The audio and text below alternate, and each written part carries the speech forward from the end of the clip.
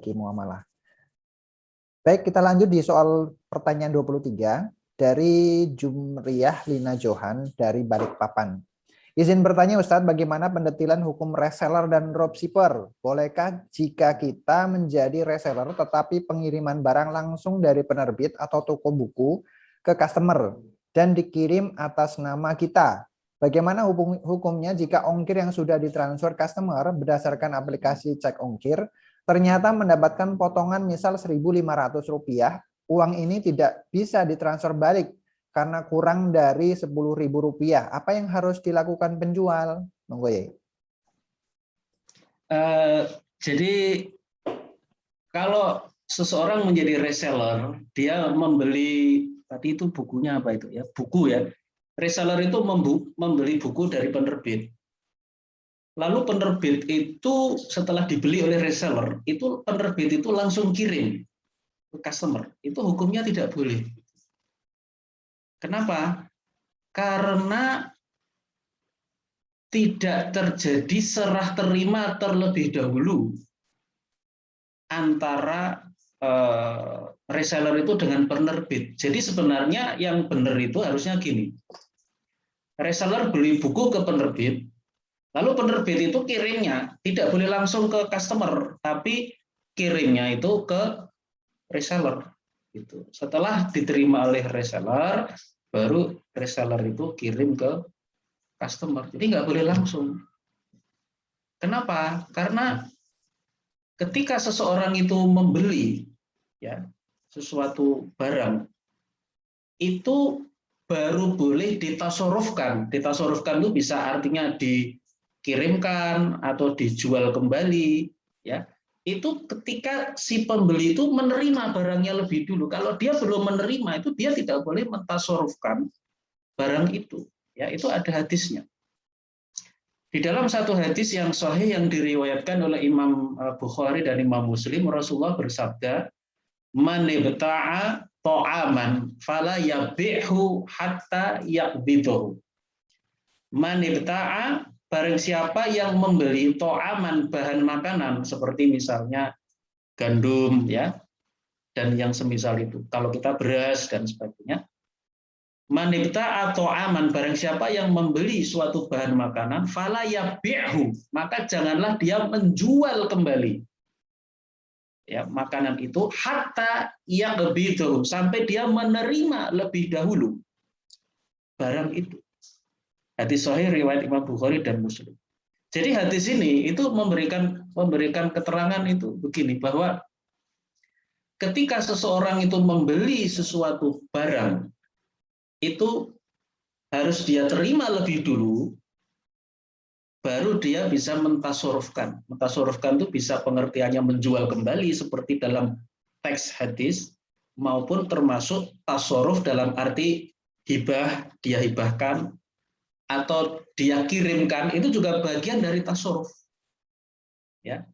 Jadi kalau seperti tadi, itu ada prosedur yang terlewati. Si reseller membeli buku dari penerbit yang seharusnya penerbit itu kirim ke reseller baru ke customer, ternyata tidak. Jadi reseller beli buku ke penerbit, penerbit secara direct dia kirim ke customer. Pertanyaannya adalah kapan serah terimanya itu? Serah terimanya itu kapan? Jadi kalau belum serah terima itu tidak sah pengiriman barang dari penerbit kepada dari penerbit kepada customer, itu tidak boleh. Ya. Nah, jadi kalau seperti itu solusinya, menurut saya begini, solusinya itu posisi dari reseller itu bukan berjual beli dengan customer. Jadi reseller itu posisinya bukan penjual, maksud saya. Si penjualnya itu adalah penerbit.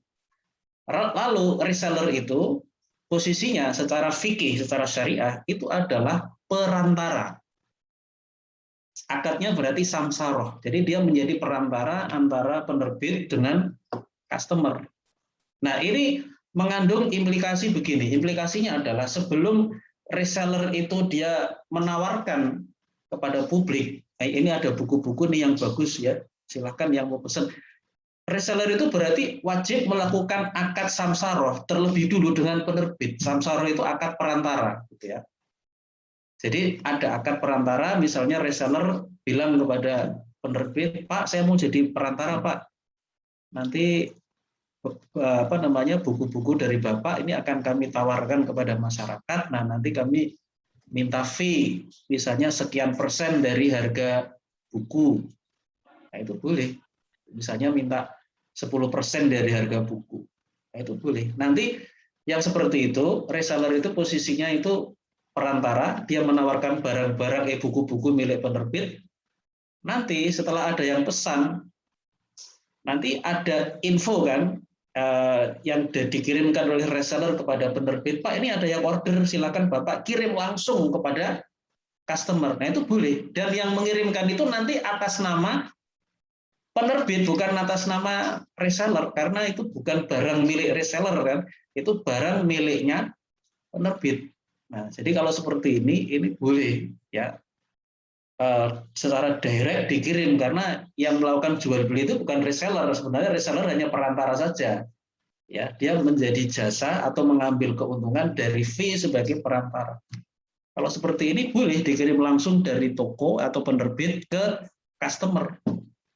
Ya, tapi kalau posisi reseller itu menjadi penjual bukan perantara, nah penjual penjual bagi customer, penjual ini membeli lebih dulu. Nah, ketika dia membeli ini nggak ada serah terima langsung dari penerbit direct kepada customer, itu nggak boleh, itu melanggar hadis Nabi. Ya, Nabi mengatakan man ibta'a ta'aman fala yabi'hu hatta yaqbidahu. Barang siapa yang membeli bahan makanan, janganlah dia menjualnya kembali hingga dia menerima lebih dulu bahan makanan. Ya, oke. Saya kira itu. Terima kasih. Oh, ada yang kedua, maaf. Ini yang kalau ongkos kirim itu ada potongan misalnya ya.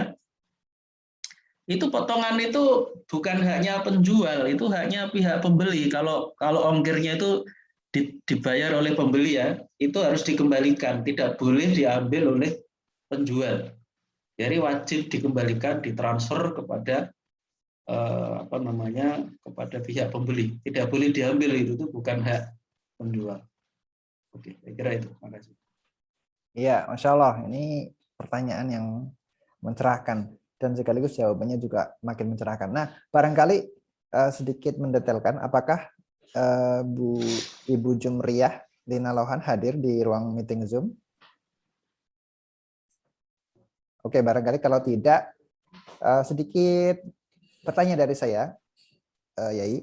Kalau semisalkan ini diberikan klausul keterangan jika kemudian kelebihan ini meminta keridoan daripada pihak pembeli untuk misalkan saja dibuatkan operasional paket, packaging, pengiriman atau semacamnya, itu apakah diperbolehkan Yai? Karena tadi ada minimum transfer balik gitu 10.000 gitu ya. Ya, kalau ada klausul seperti itu, artinya kalau ada diskon yang mestinya menjadi haknya pembeli, tapi penjual dengan pembeli sebelumnya ada kesepakatan kalau ada kelebihannya atau ada yang potongan ya, itu diikhlaskan oleh pihak pembeli ya. Kalau pembeli ridho ya nggak apa-apa. Masya Allah. Baik, itu menjadi poin penting itu biasanya para bisnis online ya bisa menerapkan apa yang sudah Yai sampaikan tadi, Masya Allah. Baik, sepertinya cukup ya. Ada feedback ya dari komentar. Nah ini saya bacakan. Kalau yang berhubungan dengan pertanyaan nomor 23 dari Bu Tini Supartini, kalau kayak Bukalapak dan lain-lain itu bagaimana? Boleh di open mic, Ibu Tini, bisa diperjelas terkait dengan feedbacknya, silakan. Ya, terima kasih. Assalamualaikum. Waalaikumsalam. Silakan. Iya, kayak untuk zaman sekarang kan banyak Pak ya nih. Maaf, saya langsung sebut ya biar lebih jelas. Sekarang kan modelnya kan kayak kita belanja suka lewat Shopee, Bukalapak lah, beli-beli lah apa gitu ya. Nah, itu kan kita itu kan belinya itu kan ke toko, ke tokonya. Jadi di Bukalapak mungkin ada beberapa toko yang jual apa. Tapi kita kan bayarnya ke pihak namanya apa ya, Bukalapak itu Pelapak. pengelolanya atau apanya ya di bisnis online Marketplace. itu. Itu bagaimana Pak Ustadz? Iya, Marketplace. di marketplace itu iya, itu bagaimana? Kita kan belanjanya ke pemilik barang yang dia sebut tokonya apa gitu. Cuman kita membayarnya kan nggak kepada tokonya. Mungkin yang berhubungan dengan bisnis online sekarang kan kebanyakan begitu. Yang ditanyakan ini pertanyaan yang baru atau yang tadi Bu? Ini ada hubungannya yang nomor 23 kayaknya Ustaz.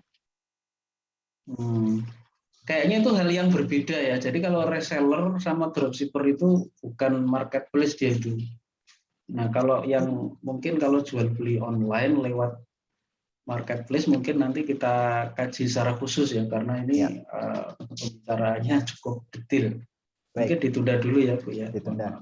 Ya, nanti terima bisa kasih. dituliskan Ibu ini di pertanyaan selanjutnya barangkali ya. Nanti kita akan coba pertanyaan selanjutnya. Iya, terima Ini kasih kesempatannya. Ya, jazakumullah khair.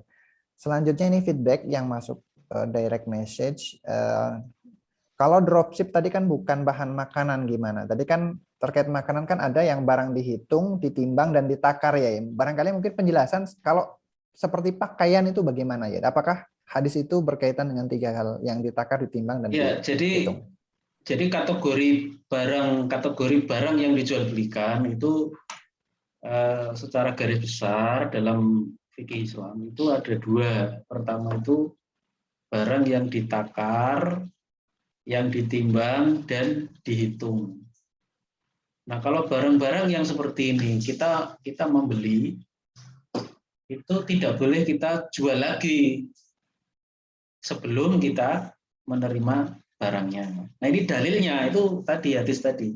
Man ibta'a ta'aman, barang siapa yang membeli bahan makanan, fala yabihu, maka janganlah dia menjualnya kembali hatta yaqbidu, hingga dia menerima bahan makanan itu terlebih dahulu. Jadi ini oleh para ulama ini kemudian hadis ini menjadi dalil untuk suatu kategori yang lebih umum bahwa untuk semua barang yang ciri-cirinya itu adalah barang itu ditakar atau ditimbang atau dihitung, maka itu ketika kita membelinya harus kita terima dulu ya sebelum kita menjualnya kembali atau mentasarufkan barang itu. Kalau belum kita terima, kita tidak boleh menjualnya kembali atau bentuk-bentuk tasarruf yang lain ya. Misalnya kita hibahkan, kita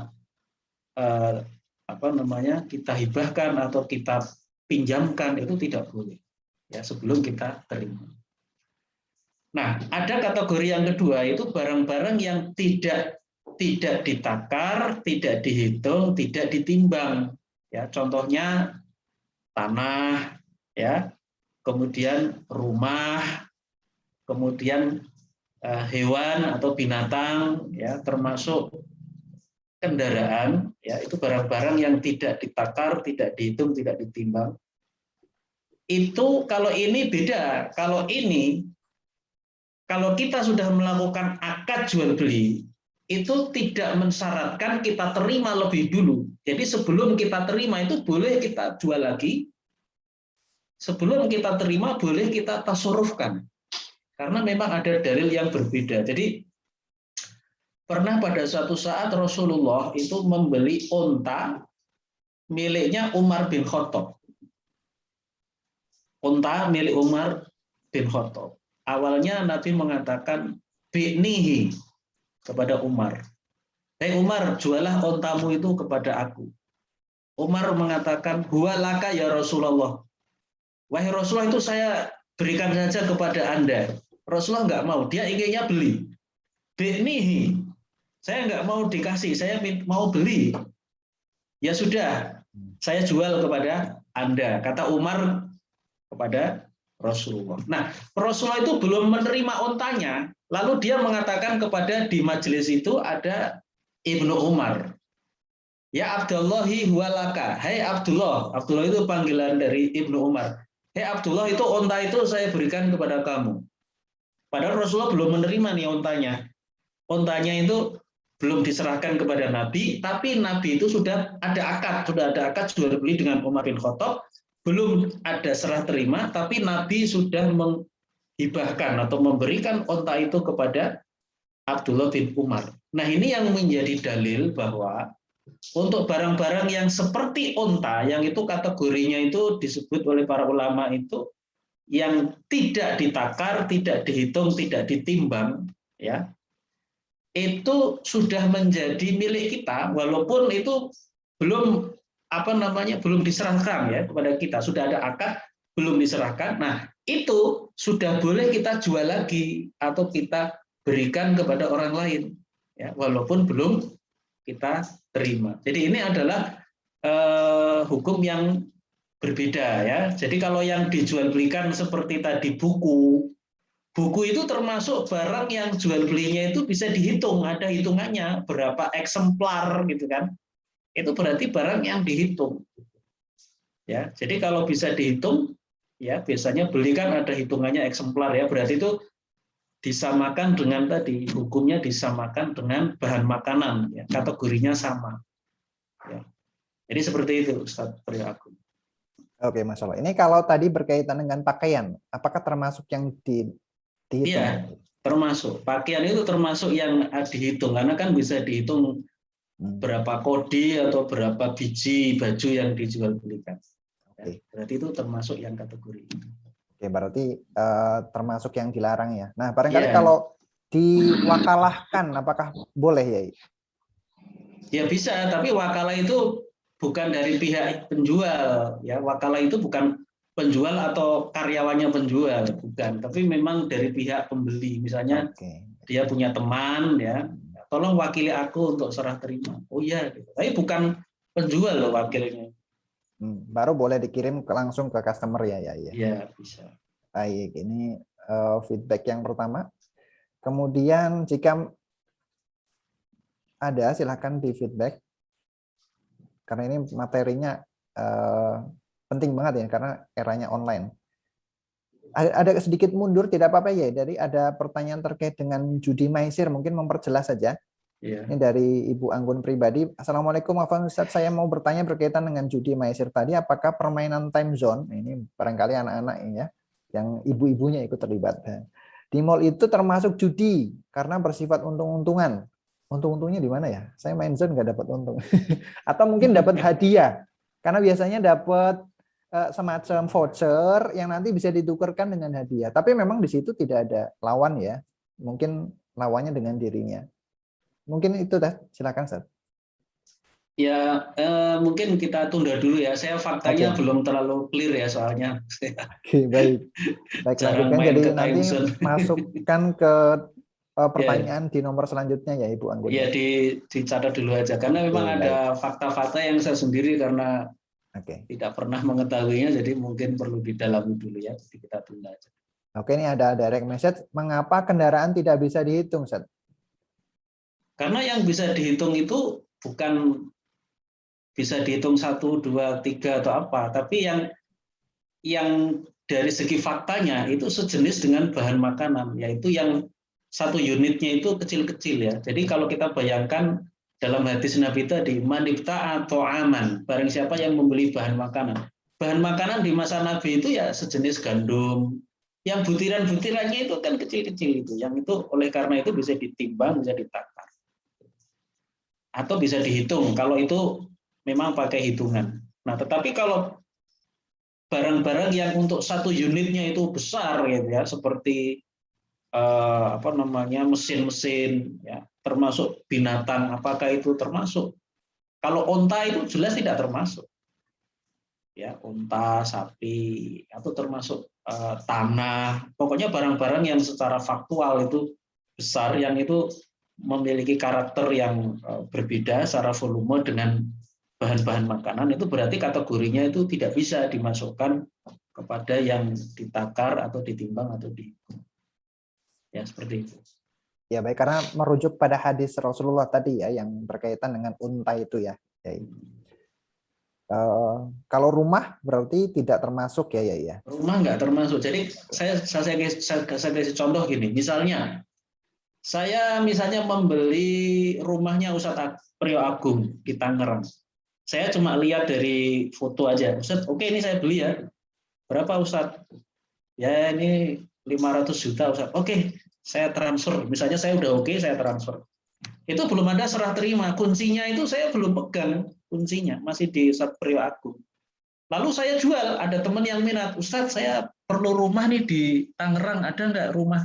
Oh, kebetulan kemarin saya baru beli. Mau nggak? Nih fotonya, saya tunjukkan. Oke Ustadz, kayaknya cocok. Saya jual lah kepada dia. Padahal itu serah terima kunci belum ada ya.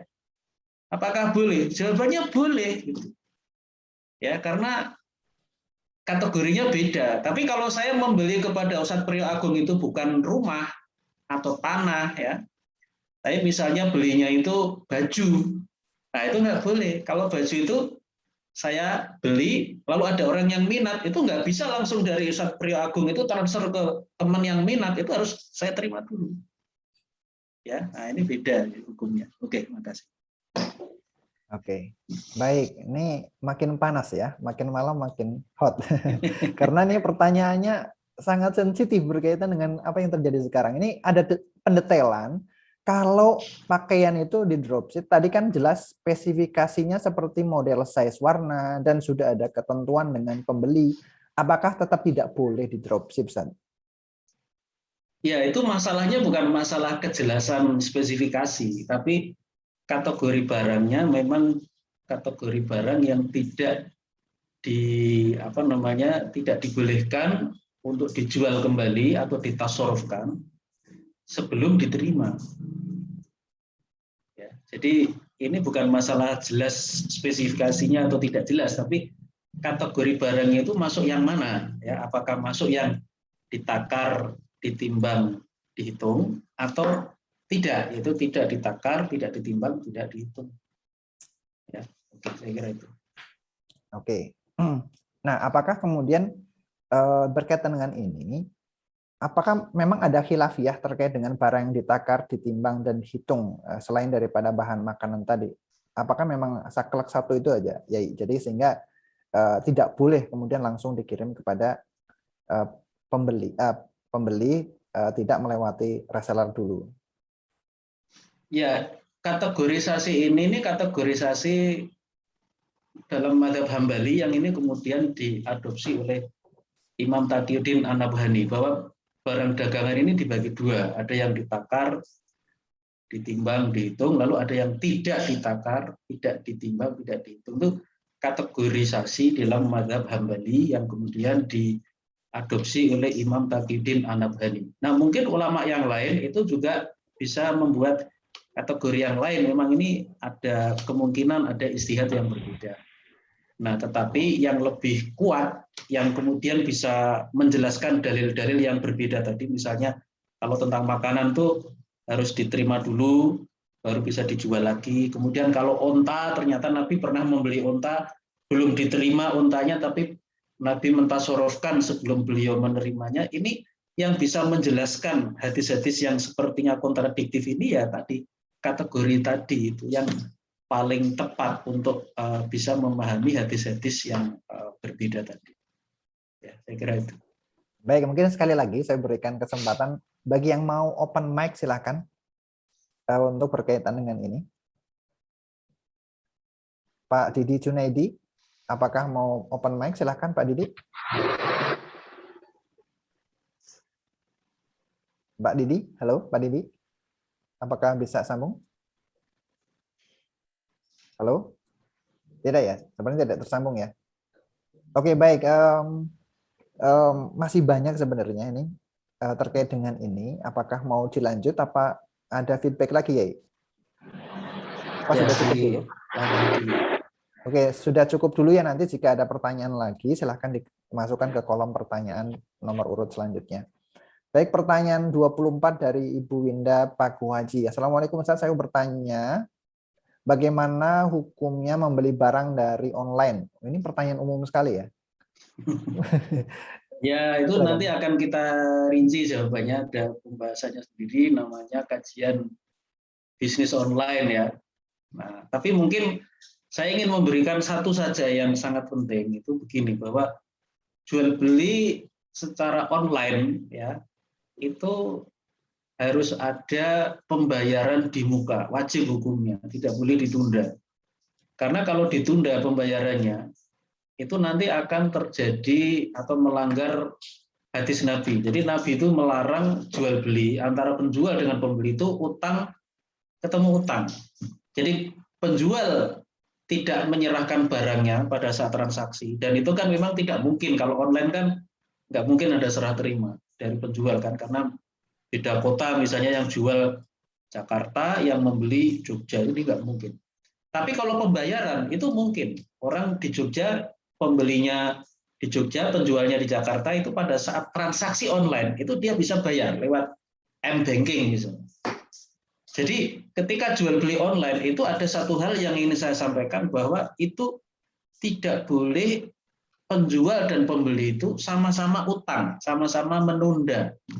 Penjual itu menunda mengirimkan barang, si pembeli menunda pembayaran.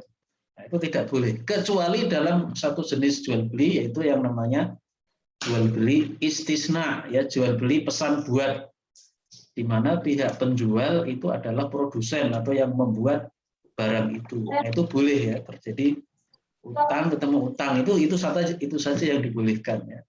Misalnya kita pesan baju dari pabrikannya, dari yang membuat baju. Misalnya barangnya belum dibuat bajunya, lalu pihak pembeli juga tidak bayar cash saat transaksi.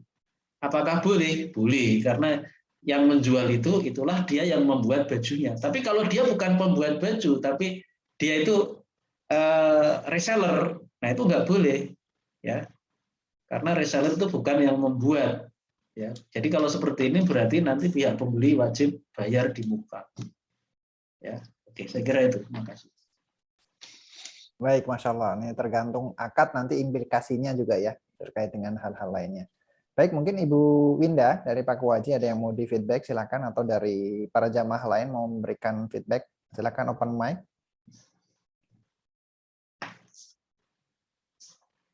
Oke, jika tidak ada, apakah sudah cukup ya, Pak Yai?